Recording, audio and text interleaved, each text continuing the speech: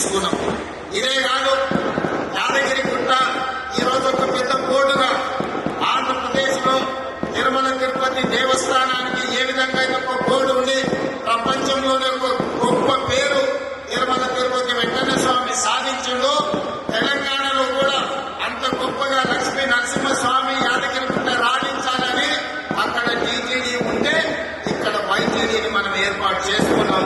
Yadagiri Gutta temple development కమిటీని వేసుకునేది ఉంది, తొందరలోనే మనం వేసుకోబోతున్నాం.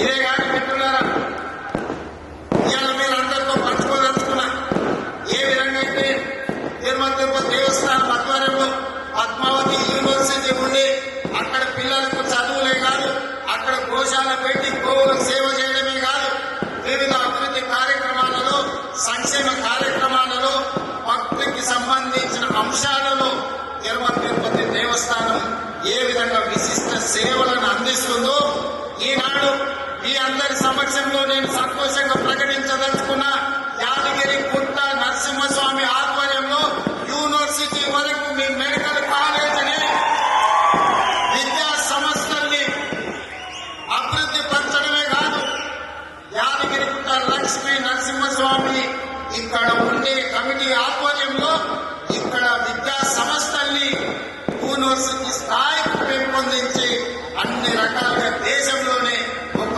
గొప్ప యూనివర్సిటీగా రాణించే విధంగా ఈరోజు మీ యాదగిరి గుట్ట లక్ష్మీ నరసింహస్వామిని అభివృద్ధి చేయడానికి మీ అందరికీ మనస్ఫూర్తిగా తెలియజేయడానికి నేను సంతోషపడుతున్నాను. మిత్రులారా, ఈ రోజు ముఖ్యంగా గంధమాల గురించి మా మిత్రులు చెప్పారు. ఇవాళ ఒక ఆయన థర్డ్ సెక్టర్ పెరిగాడు కానీ తలకాయ మోకాళ్ళలో ఎక్కడుందో నాకు తెలియదు. ఎట్లకెళ్ళి వస్తావయ్యా నీళ్లు, నువ్వు ఎట్లిస్తావు గంధమాల ఎట్లా కడతావని నేను వారిని అడగదలుచుకున్న. ఈ రోజు సాగునీటి ప్రాజెక్టుల గురించి ఇంతకుముందే పెద్దలు ఉత్తమ్ కుమార్ రెడ్డి గారు చెప్పారు. 10 ఏళ్లలో 2 లక్షల కోట్ల రూపాయలు ఖర్చు పెట్టారు, కాంట్రాక్టర్లకు బిల్లులు ఇచ్చిందని. నేను అడుగుతున్న గత పాలకులను, 2 లక్షల కోట్ల రూపాయలు ఖర్చు పెడితే గంధమాల రిజర్వాయర్ ఎందుకు పూర్తి కాలే, ఇలాపల్లి కాలువ ఎందుకు పూర్తి కాలే, ధర్మారెడ్డి కాలువ ఎందుకు పూర్తి కాలే, ఎస్ఎల్బీసీ ఎందుకు పూర్తి కాలే, నల్గొండలో ప్రాజెక్టులు నిర్మించలేదు, ఆలేరు ప్రాంతానికి సాగునీరు తాగునీరు అందించలేదు. ఇవి పక్కన పెట్టండి. ఈనాడు ఈ నల్గొండ ప్రాంతంలో నేను అడగదలుచుకున్న మా ప్రాంత రైతులను, ఈ ప్రాంత ప్రజలను, ఆనాడు నవంబర్ 8 నాడు నా జన్మదినం ఉన్నదని వేలాది మంది ఇంటికి వస్తామంటే నేను కాదు కూడదు లక్ష్మీ నరసింహస్వామిని దర్శనం చేసుకుని మూసి కాలువలో మా నల్గొండ బిడ్డల భక్తులు ఎట్లా చింద్రమైపోతున్నాయో వాళ్ళ మధ్యలో కట్టుతానని నా జన్మదినం రోజు మీ దగ్గర వచ్చి రోజంతా పాదయాత్ర చేసి మీరు పడుతున్న కష్టాలను కన్నారని చూసి ఆనాడే నేను ఈ ప్రాంతానికి మాట ఇచ్చిన. 6 నూరైనా అక్కడి సూర్యుడు ఇక్కడ ఉదయించిన ఎవరు అడ్డం పడ్డా తొక్కుకుంటైనా పోతాం, మూసీ నది ప్రక్షాళన చేసి తీరుతాం, నల్గొండ రైతాంగ కష్టాలు తీర్చుకోమని ఆనాడు చెప్పడం జరిగింది. నేను అడుగుతున్న మిత్రులారా, ఈ వేదిక మీద నుంచి బీజేపీ టీఆర్ఎస్ నాయకులను, గుజరాత్ లో నరేంద్ర మోడీ సబర్మతి నది ప్రక్షాళన చేసుకున్నాడు, ఉత్తరప్రదేశ్ లో యోగి గారు గంగా నది ప్రక్షాళన చేసుకున్నాడు, ఈనాడు ఢిల్లీలో మోడీ యమునా నది ప్రక్షాళన చేస్తా మేము అభివృద్ధి చేసుకుంటాం, ఆ ప్రాజెక్టులో నిర్మించుకుంటాం అంటున్నాడు. వారు నేను ఇవాళ అడుగుతున్న బీజేపీ టీఆర్ఎస్ వాళ్ళను, నరేంద్ర మోడీ సబర్మతి నది కట్టుకోవచ్చు, యోగి గంగా నది కట్టుకోవచ్చు, ఢిల్లీలో యమునా నది మీరు ప్రక్షాళన చేసుకోవచ్చు. మరి తెలంగాణ ప్రజలు, ముఖ్యంగా నల్గొండ బిడ్డలు మూసీ నది ప్రక్షాళన ఎందుకు చేసుకోకూడదు? మూసీ మురికిలోనే మేము చావాలన్నా? మా ఆడబిడ్డలు, మా ఇతర ప్రాంతాల వాళ్ళు, నల్గొండ ఆలేరు కోడిగిరి ప్రాంతాలకు ఆడపిల్లలు ఇవ్వాలంటే, వాళ్ళు తల్లులు కావాలంటే కష్టం ఉన్నది. ఆ ప్రాంత విషం నీళ్లు తాగితే బిడ్డలు పుట్టరు అనే ఒక పరిస్థితి, ఒక విషమ పరిస్థితి ఉంది. ఇవాళ మా ఆడబిడ్డలు కన్నీళ్లు పెట్టుకుంటుంటే ఈ టీఆర్ఎస్ బీజేపీ నాయకులకు కనిపిస్తలేదా?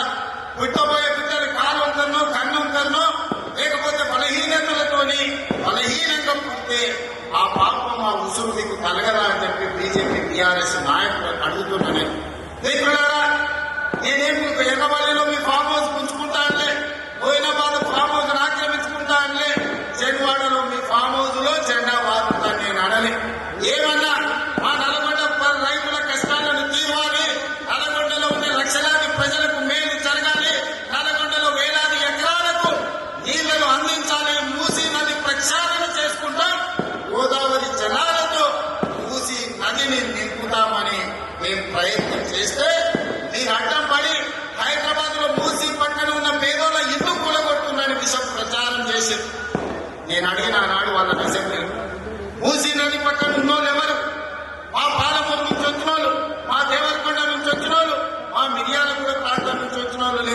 మునుగోడు ప్రాంతం నుంచి వచ్చిన వాళ్ళే మూసీ నది పక్కన ఉన్నారు.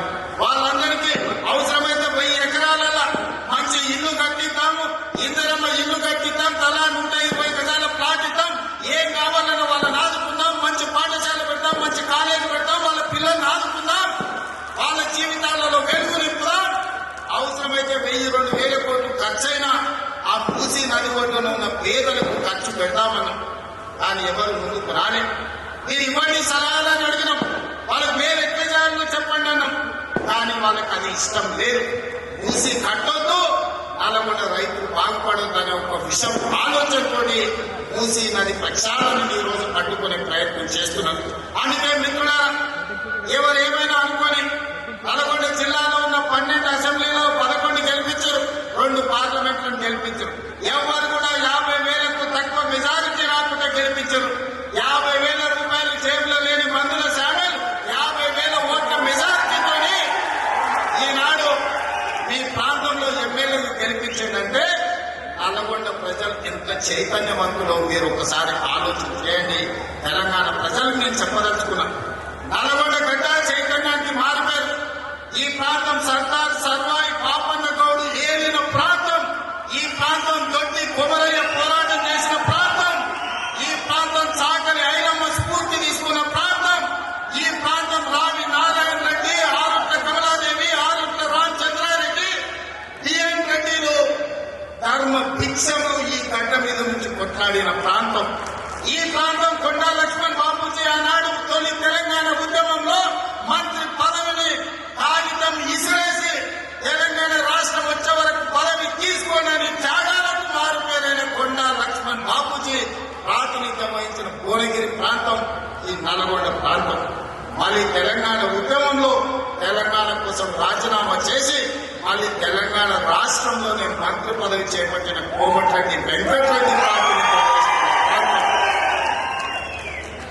ఇవాళ నాడు భూమి కోసం, ముక్తి కోసం, విముక్తి కోసం సాయుధ రైతాంగ పోరాటంలో తుపాకులెత్తిన గడ్డనే కాదు, ఈ ప్రాంతంలో భూదాన ఉద్యమంలో వందలాది ఎకరాలను పేదలకు పంచిపెట్టిన ఈ రోజు భూదాన్ రామచంద్రారెడ్డి కూడా ఈ గడ్డ మీద నుంచే వేలాది ఎకరాల భూములను పేదలకు పంచిపెట్టడానికి త్యాగం చేసిన ఎదురే రామచంద్రారెడ్డి కూడా ఈ ప్రాంతమే అని చెప్పడానికి నేను గర్వపడుతున్నాను. మిత్రులారా, ఇవాళ ఈ సమాజంలో ఉన్న మా ఆడబిడ్డలు కావచ్చు, మా సోదరులు కావచ్చు, ఇవాళ వాళ్ళకి చైతన్యం లేదా? వాళ్ళకి ఏం కావాలో, ఏం సాధించుకోవాలో వాళ్ళకి తెలియదా?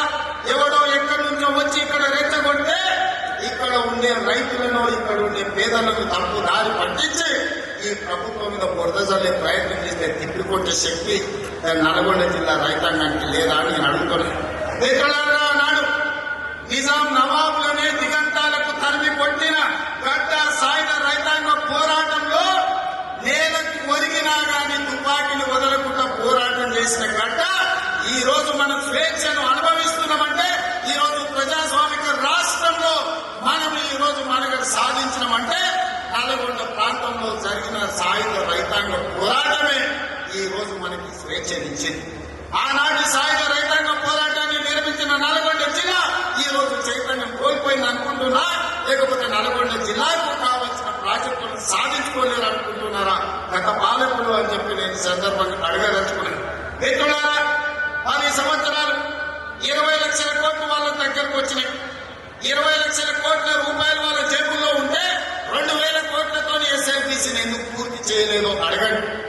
ఇవాళ ఈ ప్రాంతంలో ఉన్న సాగునీటి ప్రాజెక్టులు ధర్మారెడ్డి కాలువ కావచ్చు, పిల్లాపల్లి కాలువ కావచ్చు, లేకపోతే గండమల కావచ్చు, ఏ ఒక్క ప్రాజెక్టు కూడా పూర్తి కాలేదు. 10 ఏళ్లగా ఇవాళ మనం పూర్తి చేయాలి అనుకుంటే కాళ్ళను కట్టబెట్టి కింద పడేయాలని చూస్తున్నాం. ఇవాళ మీకు ఎందుకు మెడికల్ కాలేజ్ కట్టలేదు? ఇవాళ యాదగిరి గుట్ట మీద కాంట్రాక్టులు ఇచ్చి ఎవరు మెక్కిండ్రో ఇవాళ మీకు అందరికీ తెలుసు. నేను ఆరోపణలు చేయదలుచుకోలేదు, దేవుడిని వివాదాలకు రాజకీయాలకు లాగదలుచుకోలేదు. కానీ అది ఊరికే పోయిందా? యాదగిరిగుట్ట లక్ష్మీ నరసింహస్వామి దగ్గర జరిగిన అపచారానికి మూల్యం చెల్లించలేదా? మన ప్రభుత్వం ఏర్పడ్డ నాడు కుక్కవూరులో పడి మక్కెలు తిరగలేదా? మీకు తెలియదా? చేసిన పాపాలు ఎక్కడికి పోవు, మన ఎమ్మడే వస్తూనే ఉంటాయి నీడలాగా. ఇవాళ పాపాలు చేసింది కాబట్టి మీకు పరిస్థితి కట్టాయి. నేనంటలేని మాట ఆ పార్టీ నాయకురాలే అన్నారు. ఏమన్నారు మిత్రులారా? మా పార్టీలో దయ్యాలు చేయండి.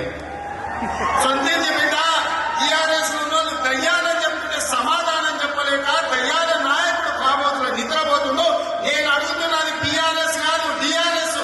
టీఆర్ఎస్ అంటే దయ్యాల రాజ్య సమితి. అది ఇవాళ అది భారత రాష్ట్ర సమితి కాదు, అది దయ్యాల రాజ్య సమితి.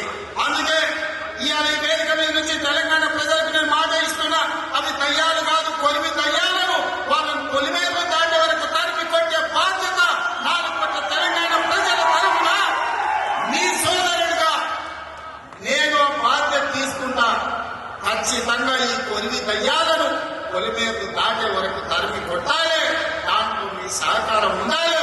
నల్గొండ బిడ్డలు ముందు బాగానే నిలబడాలి అని చెప్పి నేను మా మిత్రులకు విజ్ఞప్తి చేస్తున్నాను. మిత్రుల